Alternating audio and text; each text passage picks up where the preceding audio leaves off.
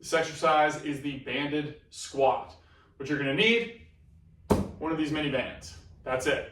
From there, we're gonna do our normal squat. Feet are about shoulder width apart, maybe a little bit wider than that.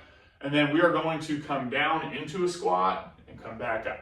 Remember, we're being controlled here as we come down and up. Our primary focus, especially with the band on, is making sure that our knees don't come in.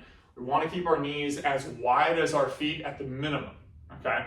What you should feel is the front of your thighs, also the outsides of your hips. Again, we're working the hips here as well as the thighs in combination with each other.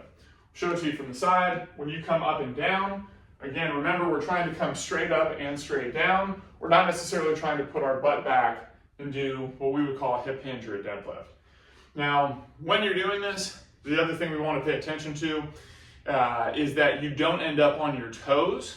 So if you're coming down and you're doing this and the heels are coming up, means you're probably going to feel a little pressure on your knees. We want to make sure those feet stay flat. And as always with squats, if it feels a little bit more comfortable for you, you can turn the toes out. Just be mindful that this makes it much easier for the knees to cave in. So remember, feet staying at least as wide as the knees.